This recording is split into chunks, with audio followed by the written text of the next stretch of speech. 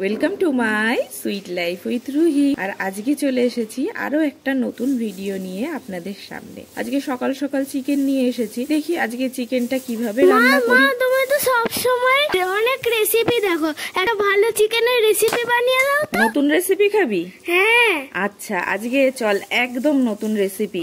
এই রেসিপিটা কিন্তু আগে কখনো করিনি, আমি ম্যারিনেটটা করি আর এই রেসিপিটার গল্প তোকে বলতে থাকি। ঠিক আছে, নামটা কি বলো তো? রেসিপির নাম? হ্যাঁ, চিকেন ডাক বাংলো। এর একটা মজাদার গল্প আছে, ম্যারিনেট করতে করতে আমি তোকে বলছি আর ম্যারিনেটটা করছি। ওকে। ওই যে ইংরেজ ছিল না, ব্রিটিশ, ওরা আগে যখন ইন্ডিয়াতে আসতো, ওরা এই ডাক বাংলো মানে হচ্ছে রেস্ট রুম, ওরা আর কি রেস্ট নিত, বিশ্রাম করত। তো এখানে এসে ওরা যখন তখন চলে আসবে। এইবারে খাবারটাও তো তাড়াতাড়ি তৈরি হবে কি করে হবে? তখনকার যে শেফরা ছিল, সেই শেফরা বুদ্ধি করে কি করতো, চিকেন, এগ, আলু সব দিয়ে আর সুন্দর অনেক রকম গরম মশলা টসলা সব দিয়ে আর কি করতো, আর ওটাকে দিয়ে রান্না করে। হ্যাঁ, সব মিশিয়ে। আর ইংরেজরা খেয়ে পুরো পাগল হয়ে যেত। খুব টেস্টি।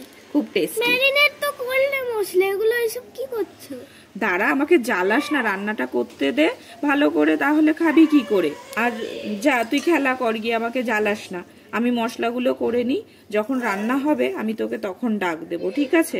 ঠিক আছে মা, আমি খেলতে গেলাম। যা ভাগ। আর দেখলেন রুহি কেমন বিরক্ত করছিল, ও কোনো রান্না করতে থাকলে ওই আমার পাশে এসে বসে থাকবে আর সব ওকে বলতে হবে কি কি করছি না করছি। যাই হোক, দেখলেন আমি সব গোটা মশলাগুলোকে একটু খুব সুন্দর করে ড্রাই রোস্ট করে নিলাম। এই ড্রাই রোস্ট করে এরপরে আমি মশলাগুলোকে তুলে একটু ঠান্ডা হতে দেবো। ঠান্ডা হোক তত। দুটো পেঁয়াজ নিয়েছি, নিয়ে দুটো পেঁয়াজের আমি বেরেস্তা করে নেব।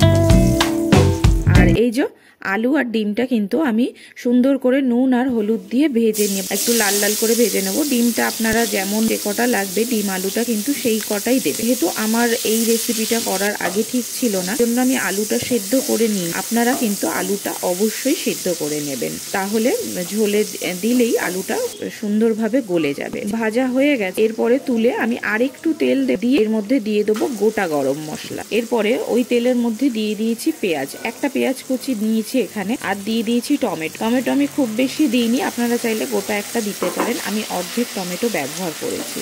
আর এখানে এইবার টমেটো আর পেঁয়াজটা একটু ভাজা ভাজা হয়ে গেলে দিয়ে দেবো সেই ম্যারিনেট করে রাখা চিকেন।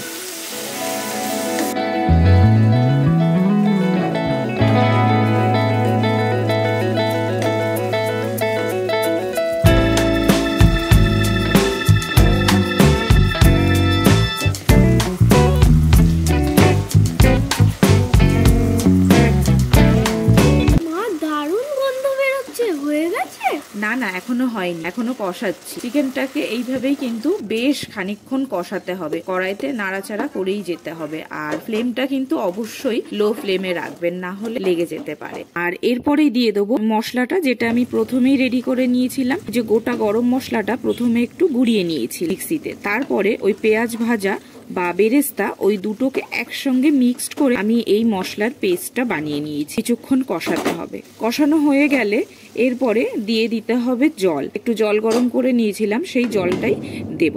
তো গরম জলটা দিয়ে ফুটতে দিতে হবে। আর এইভাবেই দেখুন রেডি হয়ে গেল কিন্তু আজকের আমাদের চিকেন ডাক বাংলো।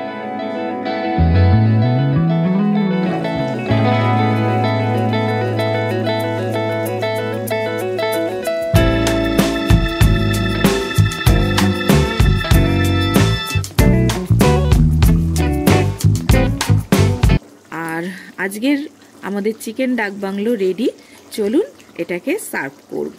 আরে মা, আমায় আগে খেতে দাও, আমি ফটো তুলবে পরে, আমার খিদে পেয়েছে আর খুব সুন্দর গন্ধ আসছে।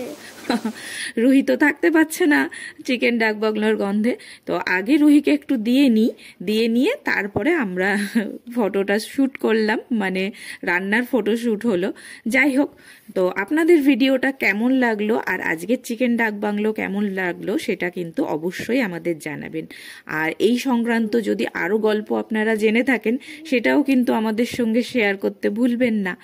আর আমার ভিডিও ভালো লাগলে অবশ্যই একটা করে লাইক দিয়ে যাবেন, আর যারা নতুন আমার চ্যানেলটাকে সাবস্ক্রাইব করে আমার পাশে থাকবেন। আজকের জন্য আসছি এইটুকুই, দেখা হচ্ছে আপনাদের সঙ্গে নেক্সট ভিডিওতে। ভালো থাকবেন সবাই, থ্যাংক ইউ।